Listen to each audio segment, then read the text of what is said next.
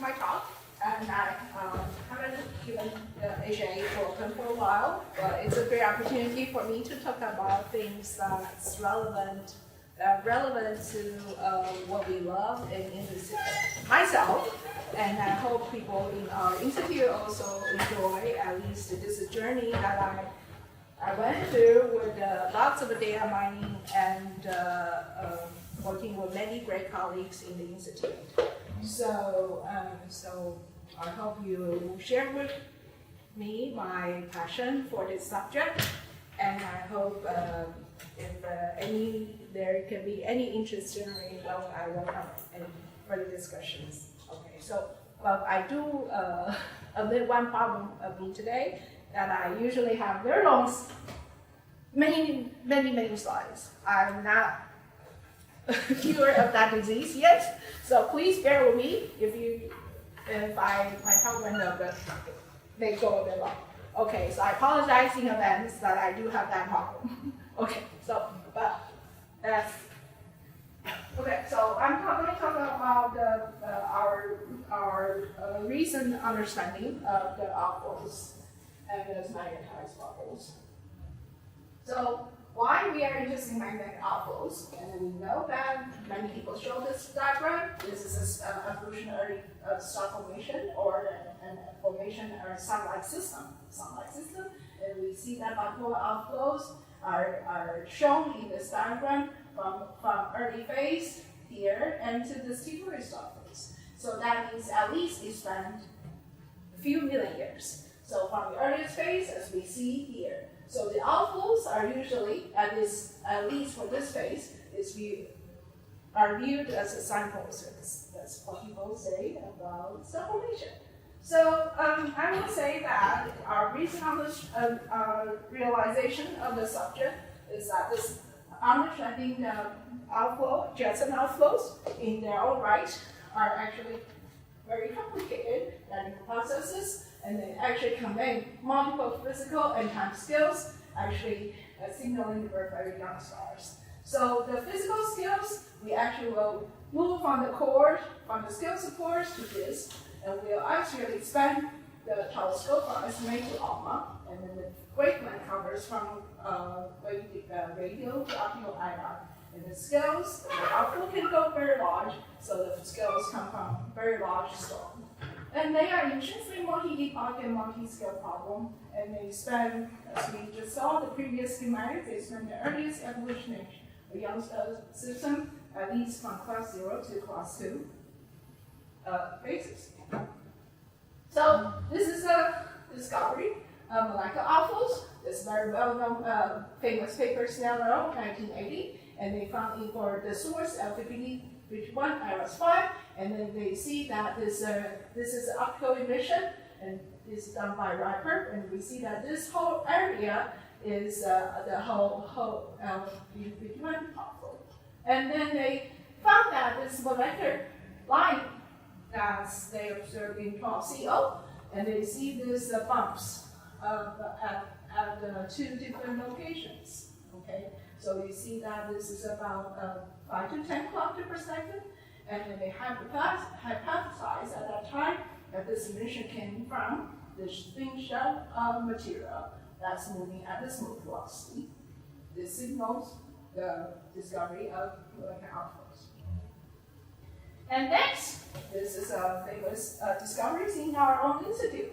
So this is molecular jets, jet-like molecular outflows from earliest phases. They are classified as class 0 sources, and we know H211, 211, 212, L14.9, which have been extensively studied by our colleague Qingfei, Naomi, and on those three sources. So we learned a lot from each other. And so why I'm talking about this is because there are many features that we learned from these observations that have very important clues about what those subjects are. So for example, let's look at this first SIO. It's not that the first IO, but it's SIO 524 emission that we took with SMA, and Naomi's 2006 work, and we found that the SIO jet is located right here at a condition that's so collimated, that means telling us the gas there should be very dense, and they should be warm. And then from extensive studies, follow-up studies, with the many different improvement in configurations, we can look into deeper, inner part of the jet, and we can still see there still seem to be unresolved. Okay, but on the other hand, you can see that by excitation measurements of those SI molecules, by property of SI molecules, we know these areas has to be very dense because they're basic criteria to excite molecules for us to see. So then on this side, and we were able to extract from this signals, and then he was able to identify that these knots are rotating at velocity and this 0.5 coulomb per second, and at 10 AU, and this puts an upper limit about where this gas can come from. So this is important information about what this source is. So, and these are very collimated along a long distance, a very long distance. So that means this is intrinsic structure of the jet itself. Next is this measurement of the H211 jet, and it's shown that it's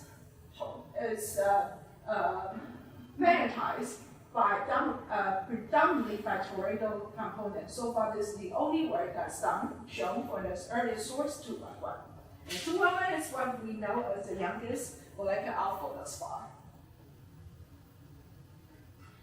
And so now here's the source of 212. I will go through the important clues because we will use every information that we talk about here later on. So from the estimate to ALMA of H212, because then we see the improvement in resolution from SMA on H212, and revealing more and more the structure down near the base of the jet, and we see their profile initially, and then we see the rotation profile, and then we see the magnetic field structure and the flattened disk. So and we see that it's surrounded by equal rotating angular run. Okay, now then later on, for ALMA, then we can go down to the base of jet, then we can see this jet is also rotating, but again, it's remained very collimated along straight a cylinder, and we see that it's surrounded by layers of molecular gas on top of the disk-like structure, and we see that from this panel, and then at different channels, and you can trace different gas are moving different velocities, showing different morphology, but they appear that it's a jet that's surrounded by molecular gas moving at different velocities moving down. So, and this is a molecular outflow source, gamma-90, and this is for L1348, and we learned that this molecular outflow L1348 has a structure, a cone-shaped structure, spreading over different velocity channels. But at high velocity channels, we can see it's really jet-like, very jet-like, and its low velocity channel is become cavity-like. Okay, so in the later on ALMA observation by Mario Tafaya, 2017, and this further cone structures can be actually further resolved into multiple cavity structures around, all nested around this jet. So this is a velocity position velocity map in Naomi's work. That we see SIO827, one higher level transition to SIO524, which has even higher density requirement than SIO524. And we see that the jet structure remains really well traced. And we see MCO322, which is also a high density tracer that also traces more or less about same material as shipped, covering the same front. So just to give people a little more idea, so then this is a part we'll also talk about in later things, but these things are already shown in this panel. Okay, so what about optical OI emission lines? So this is and we see jets from different low mass stars from different stages. And we just talked about H211, which is the youngest molecular jets that we know of from classical source. And then down the line, we have H212 and H211. And we see the intuitory source. We have H30, digital, and many sources with microjet. And this RWIB, and all those sources, we see that they are showing in reducing amount of surrounding material, and more jets in optical can be revealed in their own right. So this is another HC imagery, and we see that all those structures are shown, okay? But in the old days, actually the optical study of the jets and the disks were moved forward earlier than the study on the jets and the ion. So the models and the understanding of jets have been done mostly on optical and infrared lines. So this is one of the Titory stars at the time of this talk, recognized as one of the very, very few Titory stars that could still have been discovered with a well-recognized jet structure, like here, and a cavity. So the cavity is still can still maintain its good shape. So this is one of the sources that can give us the connection of the Titory stars and their jets and their surrounding environment, linking back to what we know as class 0 jets. But now this is looking backwards. So this is 1988, 20 years after. Now that's how we look at it. And this is another image of a star, and we see that the cavity is there, and then we see all the structure around it. Using now all these traces are very similar to what we do with molecular jet systems. So this is a different source, digital B, which we actually saw in previous slides that HSC has observed as one of the very well-known Titory sources that has a very well-defined microjet. So in this panel, and this is data done by SMA that overlaid with HSC data, and we see molecular gas similar to the previous case of top B. That molecular gas is actually surrounding the innermost jet. So that means that the optical jet, microjet, is actually very deep in the center of a very high molecular walls. So this is another work. So from SMA to ALMA, so ALMA developed at all 2020, and then this structure is further resolved to be multiple cavity structure with cone shape, like cone-like shapes. And then, so presumably the jet is right here, although they didn't plot that. So this is another work, H30. So H30 is also the textbook icon of H30. So this is H30 has also been observed by molecular atomic lines. This is one of the proposals that I first collaborated with, this measurement of H30. Obtaining all the rotation, we were trying to attempt to get the rotation measurements with 7 slits along this instrument. So we obtained all those emission lines, and then they show very classical jet-like structure. And now it's known within ALMA development is also surrounded by remnant molecular gas. Okay, so what does that mean? So they mean that all those implications of the early spaces star formation, that high velocity jet-like phenomena actually resemble the optical jets observed by Titory stars. They are getting more and more alike, and now backwards, the Titory stars are more like to the earlier sources. So implying that the driving mechanism similar to those in Titory stars can start operating as early as from cluster phase. Suppose that's true.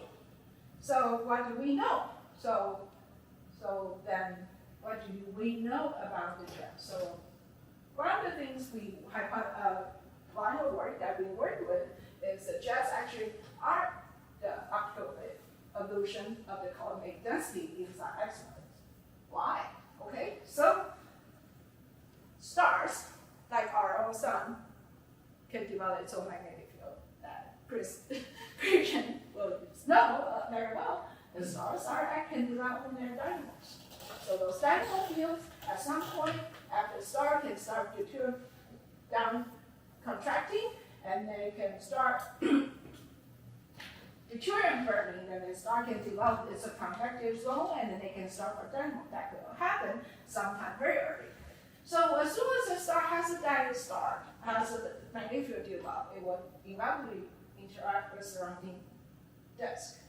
So what does that tell us?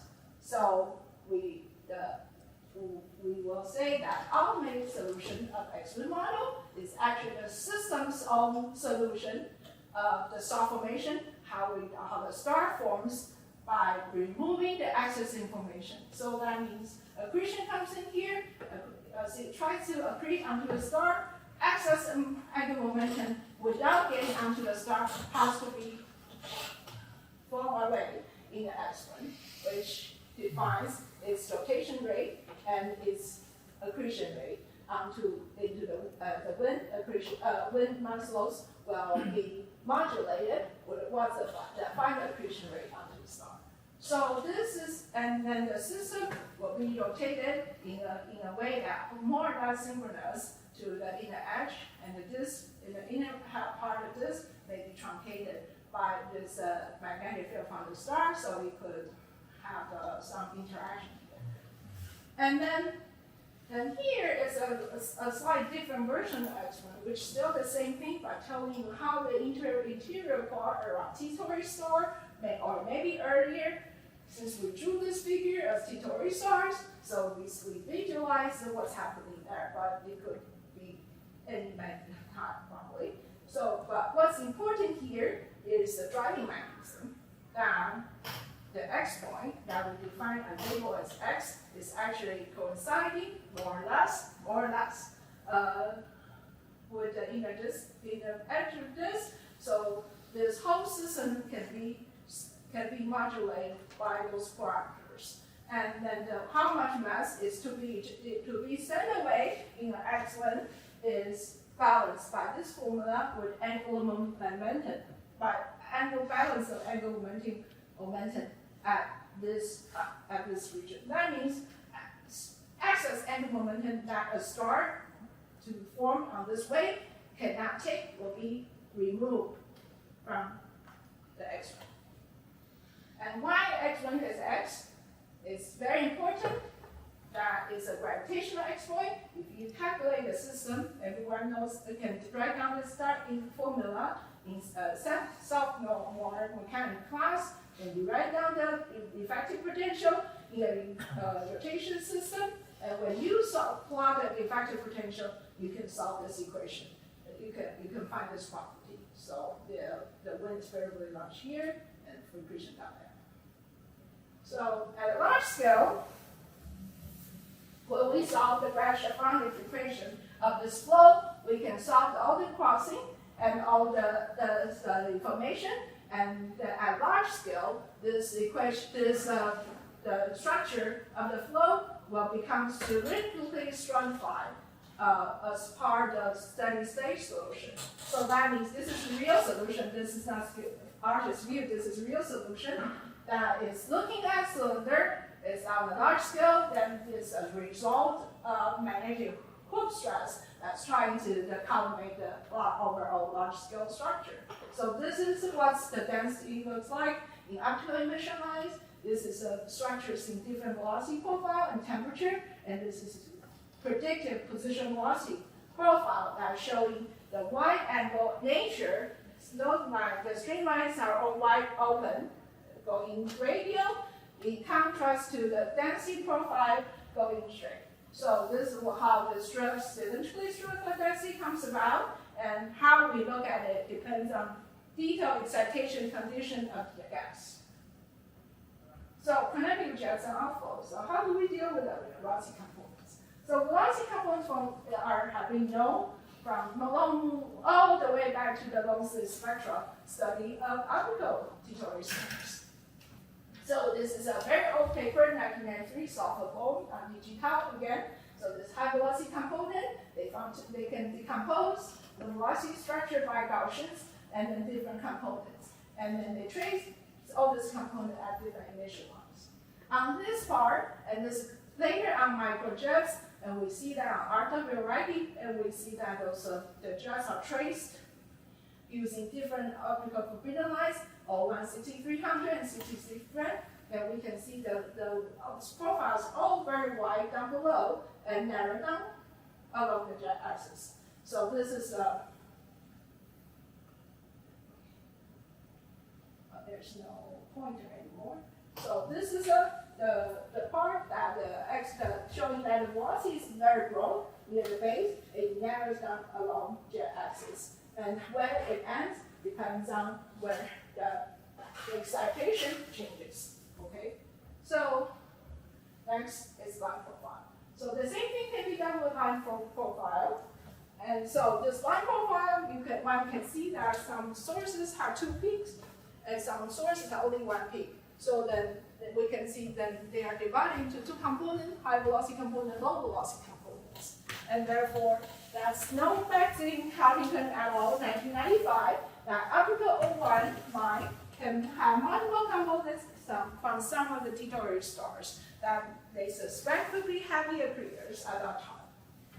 So later on into 2010, Mario Tafaya observed a similar phenomenon using line profiles, molecular lines. I think this is the molecular seal. Yeah, molecular seal line here. So when he plotted molecular profiles and he found 2 times, also similar phenomena, 2 velocity components that he would naturally identify. One as the jet component, where he called as an EHV, extremely high velocity component, and low velocity component. But what he didn't understand was what's inside between what's called this intermediate velocity with intermission, and that's that he would not expect if the outflow shell models are just simply as what people observe. Okay, if there's only a jet, if there's only outflow cavity, one shouldn't expect things in between. Then where does this intermediate velocity come from? So we know H211 have this velocity position velocity diagram. So H211 in this IO, then we see that it also has a variable width. And then we see as IO120, so we see that it seems to be tracing some cavity. And here we know as IO524 that it's also showing wide velocity feature narrow stuff. So, and it's the same thing for SIO827, CO322, and it's done in Pala et al. And then we see that at higher transition, it's recovering the same strength. So wide, base, and narrow. So this is what we call in the X1 could be reproduced as a very divergent streamlines down below and narrow down as the flow collimated along going upward, and this is the highest density part of the jet core. So this is part going back down to digital, and we can see that the velocity component can also be further divided in this way, separating high velocity component and low velocity component. And we can divide this jet component using the same Gaussian decomposition. And this is the same source. This is another velocity position diagram of Arda variety. And we see that it's wide in the base, purely atomic jet down the base, and narrow down along the jet axis. So this trend is same trend is seen in sulfur 2, this O1, and nitrogen 2, and H alpha. We usually focus on the forbidden. So those are the great questions one would ask. And then, so what do we do with the outflow? So we go back to the early days. So suppose we ask what happens before everything starts. So the gravitational collapse. So this is one of the early work by Tony Allen that we formed the pseudo-this, it's collapsed and formed the structure. And so what if we had a wind at that time? So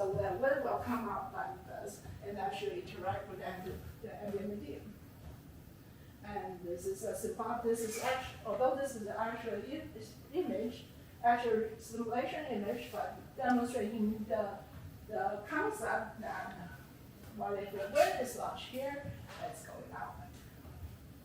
So then the ambient material, ambient medium can be classified as how they are magnetized, and that's another study about how molecular cores evolve, and they can evolve into this quasi-static and state that can have different concentration and magnetic field per unit area. So this is what the wind can have to interact. So we go back to this classical model, so-called SRL model, molecular outflows. So where they actually put together parameterized molecular outflow formation that has wind going around the direction. But what's special about this realization was that this molecular outflow should be driving the ambient medium in a momentum conserving way. So where the result can be parameterized by this formulation, well, that makes things very easy. So this is a wind that we think could be stratified as an X wind. That's a very strongly density profile, stratified profile, and running into a medium that forms the magnetized collapse. So this is what's happening if we were to compare with the SMA images. Now we can check the SMA. We can calculate same position velocity diagram, and we form the structure like what we have here, and we form the wind position, the wind signature, white broad base, narrow down along the jet, right? So, and this is around the pulses that we can try to understand.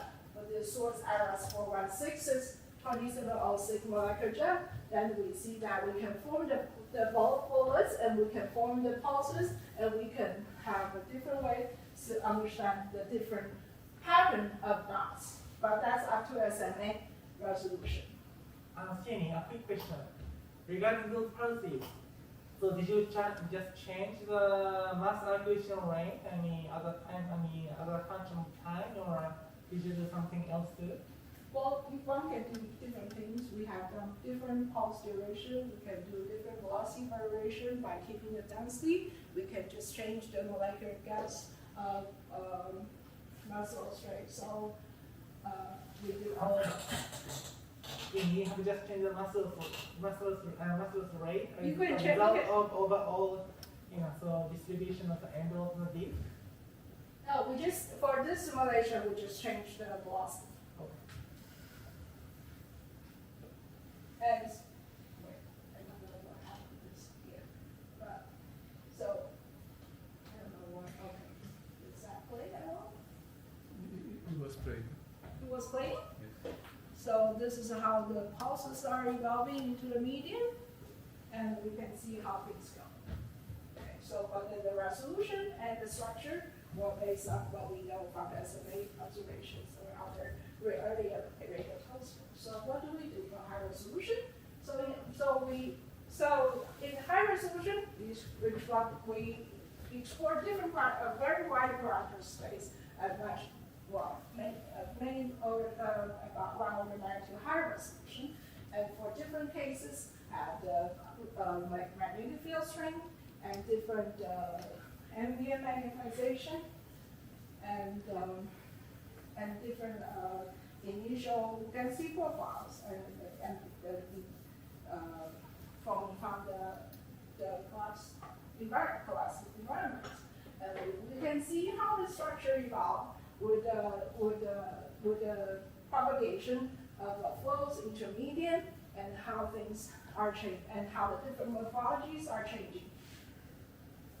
So, and this is a whole different methodology of outflows and the shape from a very wide, very magnetized wind to hydro wind, and to very magnetized ambient medium to non-magnetized medium. And we can see that the morphological variations from highly magnetized space to pure hydrodynamic space. And we can see that the hydrodynamic space appears to be more similar what we have been used to in the past. But this magnetized environment have changed the look. So what's going on? So, well, on one hand, we know opening angles. So we know that from the previous slides and of the environment, of causing the environment will open up. So that first of all, the cavity will evolve, or the source evolve. And this is our muscle outflow. So I feel several colleagues in we are all collaborating together. So this is given another look of the morphological appearance of outflows. And then they seem to, they contain some similarities of the source, the structure of the cavity and where things are. And then they are actually, most of them are narrow. And that means probably in our framework, they are young. So they are opening our new window for fine structures on and future studies. So then this is our simulation results, and we see lots of fine structures develop, and this is what they look like, the schematic images, and what is, and this is what they look like in position velocity diagram. So, and what is this figure? It's actually a different kind of property that's not shown in the morphology, which is the detail of what's actually going on inside molecular outflows. So that means this is plotting this is F. So this is okay. We are actually, so this is a combined plot. So on the left, we see that this is tracing the fraction of molecular material that's being mixed with ambient material. So we are actually also monitoring how the ambient material is entrained into the molecular outflow, interior to the molecular outflow, rather than surrounding outflow inside the molecular outflow from this tracer right here. So we can see that molecular outflow is actually the structure can be very different from the past. And then we actually are observing the magnetized mixing layers that no one had expected since the first molecular outflow shell model by ASIAA. So then in the older shell model, even though it's molecularly momentum conserving, but the expectation of that model was momentum conserving thin shell. So none of those structures would have been expected from the model, by only conservation momentum. So, and what it's telling us is that the detailed structures is not only by the mass, but also by where they appear. So this is their distribution, the mass distribution, whether they are wind mass, whether they are ambient mass, but they are all inside the molecular outflow. It's not outside. So you can see that they are separated by different also traces the different velocity components, and you see the high velocity part, and middle intermediate velocity part, and low velocity part has more as also the ambient material then mixing into the molecular outflow mode. So this is what the impression will look like, that it traces complex structures that's actually mimicking multiple shell structure that could be interpreted as multiple injections that one would not expect from a single thin shell model. So this is only one injection, but then the structure developed by natural interactions. We call it a magnetic interplay with the environment by the magnetic field, magnetized wind, and the ambient medium. But then the parameter space is determined. We have for coverage, wide coverage requirements. Shini, please go back. You say it exhibits shells, and your point is so these emerge in the case the original flow speed is constant. Is that true? Or? The original flow is not pulsating. Okay. So, but then we naturally develop those structures that if you make the entire images, but we can have very one layer that in layer following slide that they actually look like shell-like structure like this. Okay. So they look like shells, but they are not. But the wind overall has not been changing velocity. Okay, so we think this is explaining part of the ALMA results of those. H211, 212, that is forming this multiple shell nested structure around the source. Not only the jet source, not only the jet, a disk, or the overall envelope. Now, beyond that, we think we can also explain the multiple layers of structure surrounding the base. Okay, so here's another source, comma 7 outflow, and miraculously, I think they have very interesting diagram in their paper that they suspect those structures may be showing tracing the interaction of some high moving velocity gas with the surrounding medium and the intermediate layer, maybe the mixing layer, maybe become turbulent. So they were putting out, they suspect what their source of tracing those structures could indicate the material is in train inside. And this coincides with what we think the source might be doing, that from the multiple pulse-like structure, which is also a result of mixing and entrainment inside the molecular outflow by magnetic interplay with the environment, and we are forming naturally structures inside this very young, narrow cluster outflow. The only problem with this source is that this intermediate part, this base part is cut, so we can only trace the part which actually is telling us what's happening on the side of that black outflow. Okay. And this is another HS46, 47, which has a multi-shell structure that may or may not be interpreted with the multiple injections, but our model get off the possibility that is part of interplay. So this is a digital B that we can actually compare with the shell structure and the different separation with the models with this magnetized environment that's explaining this separation as a trace of an environment threaded by an ambient polarity magnetic field. Okay. Kenny, sorry. In the left figure, so we can find the narrow cone-like structure. Is that the distribution of emission? In the left figure, we can see narrow cone and. Yeah. So the narrow. So you yes. So this is actual gas distribution. Right. This is gas distribution. So, but you can see that you can see multiple kind of shell-like structure inside too. If you take a closer look, and then you see the kernel-like structures around, so which suggests that maybe has connection with the mechanism we propose. So which part in the right figure corresponds to that narrow cone?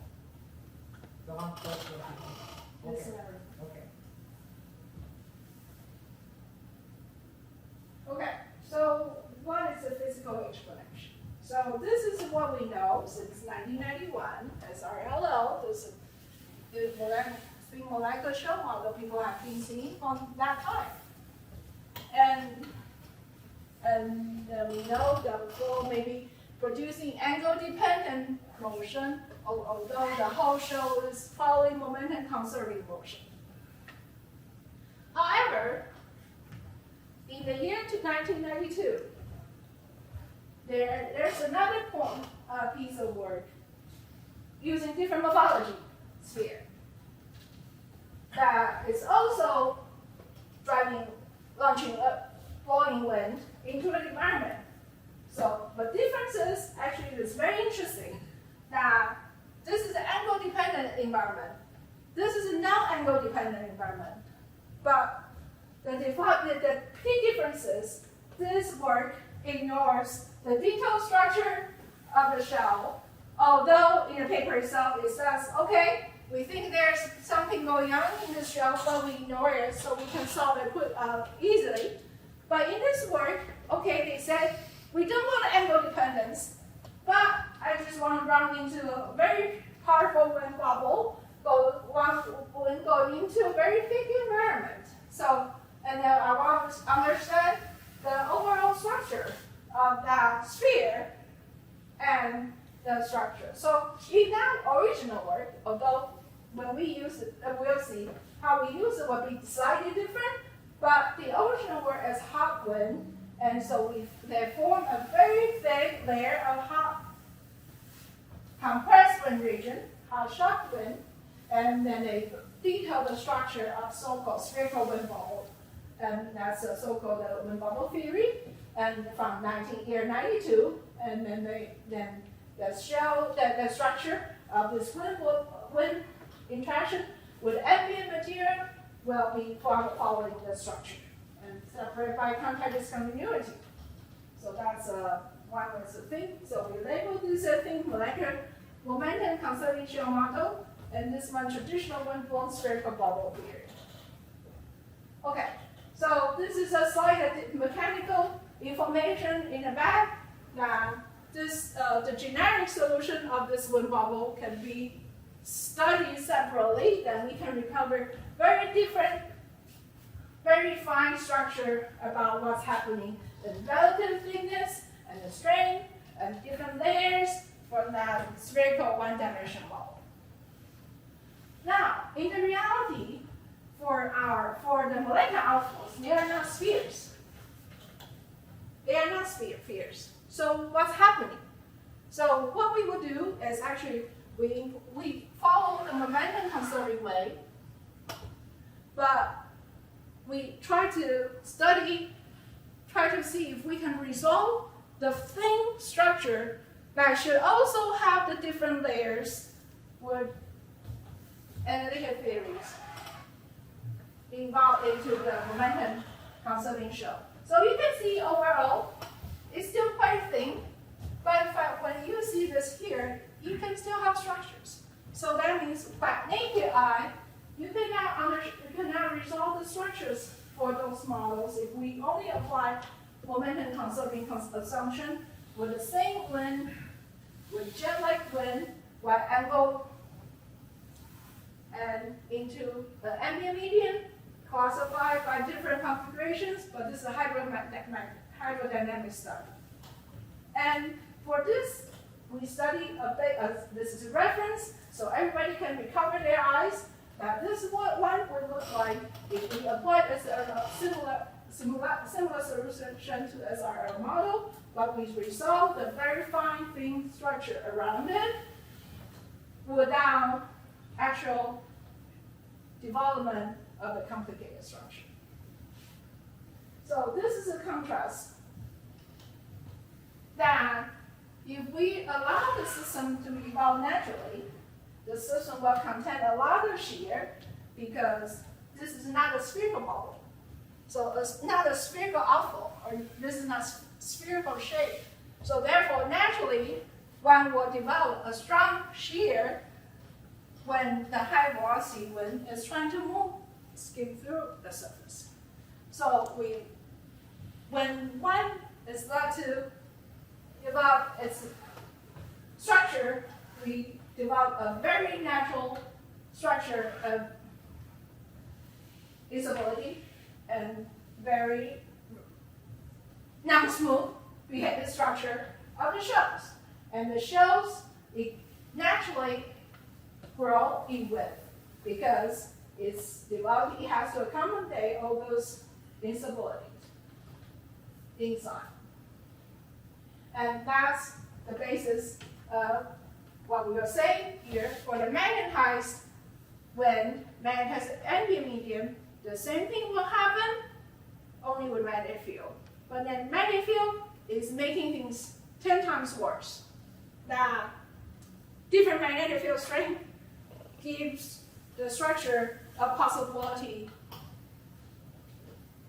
you can modify many folds. So the variety of molecular outflows in our view could be a result of the different parameter space of the different components. At least with free parameters, you can have wind properties, mass flow rates, velocity, blah blah blah. But the key parameters are the magnetization in the wind, and the shape of ambient medium, and the structure, whether ambient medium is magnetized or not. So we can all develop this very different type of structure by the detailed development and Kelvin composing stability in this sharp compressed wind region. What does that do? And we see that this is also the mixing fraction, and we see that the mixing primarily comes in from low latitude, and the material can come in from the side by the action of shear and Kelvin composing stability going across that interface. And that's what makes the molecular outflow structure very, very interesting. So, and this is the same structure. Then in density, but on the right is contrasted in the column density integration, so synthetic images on the side. So we can see multiple shell-like structure, giving you the impression that it's connected to multiple ejections here, because this one has much wider opening, so it's much easier to understand. And the central jet here, and creating, we see that magnetic field outside, and the interaction with ambient medium can continue giving this so-called pseudo-bosses, although usually they come from growing and Kelvin compost instability, and they grow into ground fingers. And so this is a detailed class identification of structures. This is so we call magnetopseudoposses, and this overall we call multi-cavity because it gives you a sense of multiple cavities overlaid and nested to each other. And in outside, this so-called I forgot to mention this reverse shock cavity that's equally embedded, and then outside the reverse shock, you grow this unequal diffusion structure, Kelvin composing structure inside compressed wind. This whole area is called compressed wind region. And we have multi-arcs. So for the area that's surrounded by colloidal magnetic field, and here we can send multi-arc structure as an interaction of the homosensibility interacts with ambient medium. And this, so here is a velocity field that is very small, but this is a velocity field following the structure. And so then what's the observational consequence?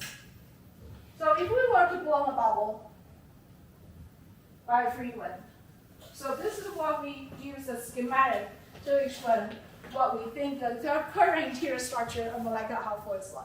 We didn't plot the jet right here, but the jet, in our understanding, the jet is just a wind. But the jet is just the inner density contours of the wind. So jet still the optical illusion. So the free wind is coming right angle, but and the magnetic field and the magnetized wind, we know is forming a very thick compressed layer, contrary to the 1991 SRM model.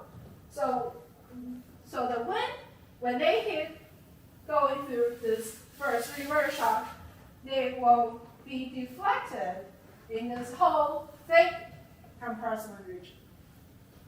So it's creating the impression of deflection of velocity vectors. So if you use trace velocity of flow from that one could take from this compressible region, and if you are trying to extrapolate, you will naturally get a launch point outside the original launch point. So this gives the impression of a separate discipline because one can trace a wind flow here, but then that's due to the deflection of this reverse shell cavity formed by magnetic field. So in the radial velocity component will be naturally deflected this way because of the nature of the shell surface and is becoming separate this wind launching from the base of the cavity. Is that true? We don't know. Next. And A quick question. You mentioned reverse shock, and that forward shock must exist too. the forward shock is right here. Outflow state. Okay. That's the simple. This is a schematic drawing. Yeah. So, and this is another schematic drawing. I think we think how the pseudo pulses and how the carbon sensibility got fed by the magnetic forces in action with compression inside this whole thick compressible region. So carbon sensibility will work in action of magnetic force and then they enhance each other through vorticity generation. Then they form large-scale coherent structure, like large-scale fingers. And if they close to each other, they may coalesce and form this pseudo-pulse, and that looks like multi-ejection shells. So this is what we think that has to do with the structure down below. If we were to fit the structure with H212, then we'll naturally think this is a flow around this reverse shock cavity, and the flow will come this way. They still look like coming from an outflow. It still comes from like a disk, but the structure here is created only by one wind. And the whole structure here of change in velocity vector is done by deflection, by shock interaction of biological shocks. And this structure of the different work, Taconic et al., they study chemical tracers around Young's cluster stars, and they feel like they hypothesize the structure that they can trace EHE jet by those tracers, and they found that they can do chemically differentiate layers surrounding the central bar. Then they label this a question mark, whether this is. And in our schematic view, this probably the whole region is tracing a compressed wind region. So, okay, so this is if we were to do that, it's done by position velocity diagrams. So this is the part that we can do with the simple jet shell position velocity diagram. A different inclination, very clean, jet, y-oblique, and outflow shell. And this is corresponding to those cases. And this is what's happening if one has the smooth model and a smooth model that can naturally develop carbon sensibility. And there's all the complication created by this magnetic interplay and the carbon sensibility that give us all the variety of noises. In the past, we probably think they are noises, but after checking the results, we don't think they are noises. They are actual, real emission features, as long as they are properly excited by their condition. So this is what we are going to see in a complicated position velocity diagram. So this is the natural y-angle wind. We still see the jet. The y-angle wind portion is actually confined this kind of triangle type of area, still right angle, but this confined by reverse shock. This is all within reverse shock cavity. And this part, the wiggling of gem right here in the positionless space is created by magnetic pulses. And we can see kind of some cases, we can still see the remnant cavity shape near the base, but most of the cases, the cavity shape is already smeared into structures like that. So that's the new look of position velocity diagram for the interaction. Shang, I have a question. So what is the temperature in this reverse shock? What is the temperature in this reverse shock? The temperature is actually won't be very high because this is the heavily magnetized shock. So therefore you won't get very high temperature. This is a very strong cushioning effect by magnetic field. It's very magnetized. It's very magnetized shock. Okay, so you won't get the regular jump condition, J shock condition to get high temperature. So it's still at most lukewarm. And also in this high velocity, you said chemical instability knots, right? So for those knots, knot structures, what kind of kinematic you see? You don't see any spread. You see spread in velocity. You will still see some spread in velocity, but because they are connected to structures outside. But then some structures you don't, so then you can tell. But let me go, we'll talk a little more. So then this is a different velocity, position velocity diagram, perpendicular, one often done by jet rotation study, such as Hsien did that, and the people in Europe have done a lot of HSC perpendicular jet cross cuts. So this is done for the projections down at 3 different heights. It's near base of cavity, near base of the outflow, some slightly a quarter, and this is probably half of the location. So we see further structures are developing, tracing different components. I'll quickly go through it. So this is one way, and we classify it. So it could be modeled by different two shell layers. So all the structures can be simplified different geometrical shape of 2 shells, and we will add complication to it. And then this is what the structure will evolve into a slower moving shell inside, a faster moving shell inside. So we see a wider velocity width right here, and this is tracing slower moving potential ambient material. Now you can have a very extended region in this position space. So the combination of intercepting ellipses gives us a variety of structures you see on the perpendicular slope. And this is where the gem will be alive on top, and we see where things are. If we need a base, we can add an additional structure, a wide angle wind, locating around this with very wide width. So, and this is a more illustration about how one would expect from different rings and different ovals.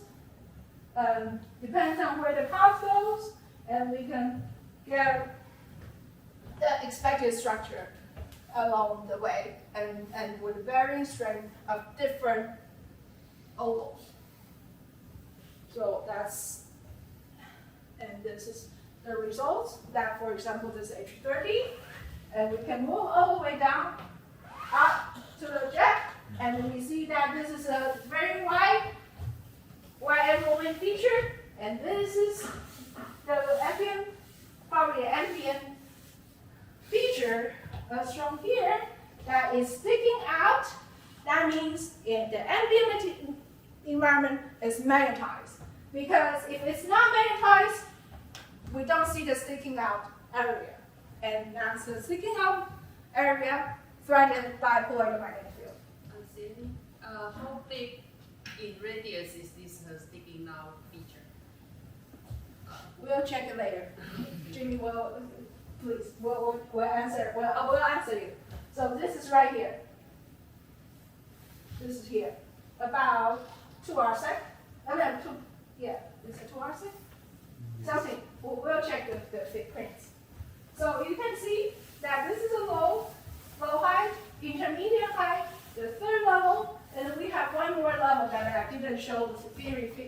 simulation figures. But then you can see from those combination of features that it's really interplay of different intersecting ovals from the very narrow flattened ovals and with the going of wider spherical ring with thickness and moving upwards. And with the strong threading environment factors right here. And it's moving towards filling up this circle with this green area, so it's growing like a rhombus up here. Okay, so this is what we think the H30 is doing. So then one observational prediction for our network is that we'll be able to produce all the velocity components that one have been puzzling about over 20 years from optical to radio. So that means this shock structure is all the way interacting with different strength of the shocks when they cross the surface and when they interact in medium, and they have different structures inside. So, and then the result is naturally nested. That's what the people call the nested shell structure, and they're nested kinematics. So so the kinematics goes higher velocity, intermediate velocity, and lower velocity on the going outwards. And this naturally gives each one the peaks, velocity peaks in O1 6300. And it gives the nested jet surrounding compressment and other things in different line according to their excitation condition. So this is a digital jet done by Simoneau with Sienny et al. And this is a different velocity component. And then they receive, and that this naturally, they can see this this right here. And this is exactly the interaction region that would never produce by high velocity component and low velocity component. Then this is a hub. And that's what they go, the low velocity component and the high velocity component is a jet, low velocity component is an ambient part of the outflow. And then you ask, well, then T-Tauri stars does have a remnant outflow cavity. And they do have oval-like structure, although they are late in terms of their evolution, and they are short ambient material. But the structure formed by magnetized wind, if one believes, like T-Tauri jet, is driven by some process like X-wind, and the jet and the wind will naturally magnetize. And this is a different component velocity structure. Okay, so I think I can pause right here.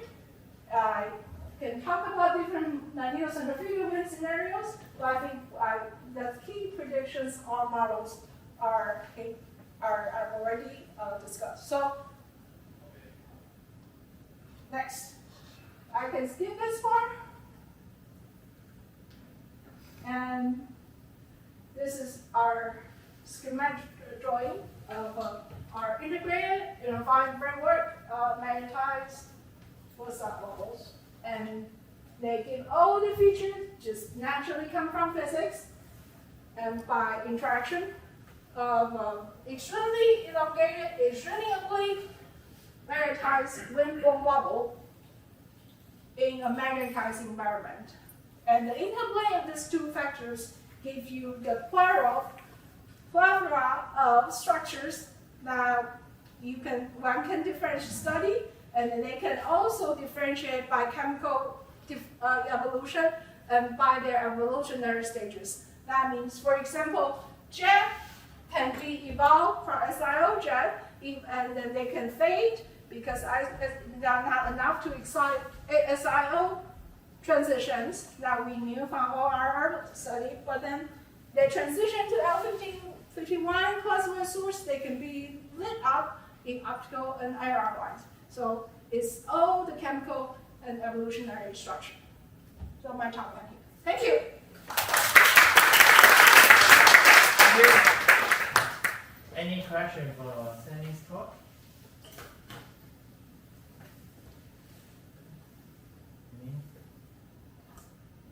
Any? Jimmy, do you still want to ask that question? There are two different scenarios, right? One is the closing jet, right? This is not structure along jet axis, and the other one is yours, carbon chemical stability, right? So from the observation point of view, how do you distinguish those two kinds? Yeah, you can differentiate it very easily because, okay, so I think that's a question that we've been asked by our referee to ask. So, real pulse you will see in position velocity diagram, and you will see if you can have a non-adjunct UV envelope, you will see the velocity change directly. Whereas near the base, we don't have a change in velocity, but we produce structure right here.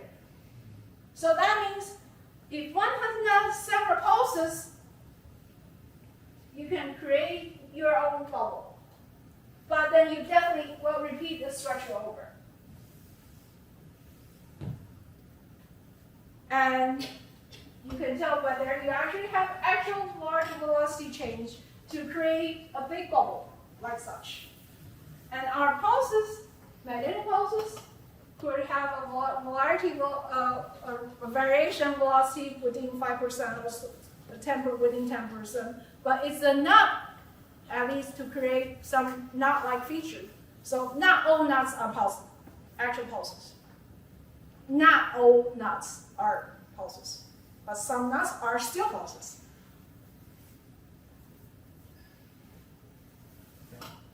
Okay. I have a quick question about how you simulate the jet. How we simulate jet? How Because do you create the jet? how do we create jet? Depends on how we create, depends on which scale you're asking. If you're asking how we create a At the jet, very inner, very very beginning. for this wind, because for simulation, we create a jet by density profile from our study of the actual model. So, and how you determine the jet power? How we determine the jet power? For this, our problem, we determine the jet power directly because in star formation, we usually parameterize things by mass loss rate. So we don't actually use the same terminology of jet power. We don't talk about black hole jet. We talk about mass loss rates. We talk about conservation of mass. So we use mass loss rate, and then from mass loss rate, we can figure out what the initial density velocity we want to put in the system. I see. Will you go back to the diffracted ring figure? I don't want you to ask two different questions. Which one do you want to ask? Deflected wing pre and post shock flow figure.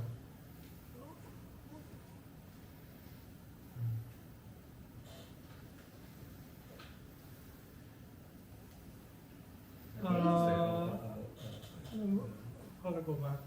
Yes. And in the post-shock flow, the fluid should be cooled down after passing through the reverse shock. Is there any observational evidence of the cooling down of the post-shock flow? This is the diagnosis. I think this is the one. It's giving you the chemical differentiation. Okay. This is the work. Thank you. But Sienny, why the reversal won't destroy the molecular in this case? Because we don't use the magnetism that's crushing it yet. Okay? If you want, we can show you the really damaging magnetized bubble that can really crush it all the way down. Yeah. But we are not there. We didn't want to do that to protostellar bubbles. Yeah. Okay. So in this, the schematic picture. So where is the inside of the reverse shock? Which one corresponds to the inside of the reverse shock? Which one is in between? This is a whole compressed wind region. We think from their drawing, this probably should be the reverse shock bunch. And this is a chemical differentiation and different compression. This is all the way to the outer edge. And this is a whole continuous region, but then you have a stronger internal mass toward outside, lower portion. So in your model, so then that kind of structure can be formed without pulsation. Right? No pulsation, no Then no separate diswind. It just Yeah. come like that. Then actually, for example, the mass accretion is exoding. Then also the outflow consists of can be formed in the experience the multiple.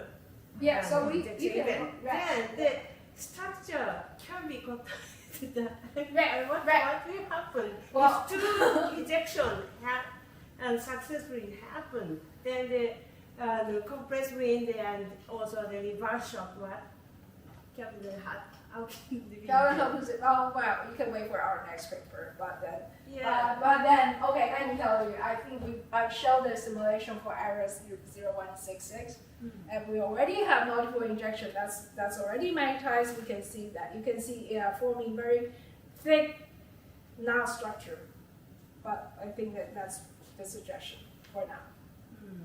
Well, the previous event, then they also the inside the reverse shock, then the next event, then they destroy that structure. Right? Actually, they will destroy only partially because we learned from ASIAA 0.66, it won't completely destroy, but it will pile up near the upper portion. So that's why if you go way up, do I have H111? For some sources, I think it's very clear. Let's see. Maybe I hear this one. Okay, let me see. Go to Qingpei's figure. Okay. I think you can have message shell. You can also have multi-epoch ejections. And you can also have, and each multi-epoch ejection, you reset the global structure. That's my take for the moment. My interpretation for the moment. That's why it's intrinsically multi-epoch problem when you have a large pulse that you can reset the structure. But if the pulse is too small, it's going to be embedded inside the previous one. Okay. Hands up. Let's send Sienny again.